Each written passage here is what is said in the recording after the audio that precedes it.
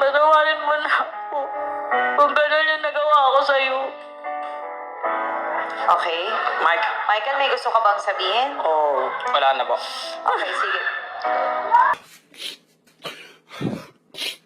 Gusto niyo pa bang bigyan ng second chance ang inyong relasyon? Hindi, oo, pwede, ewan.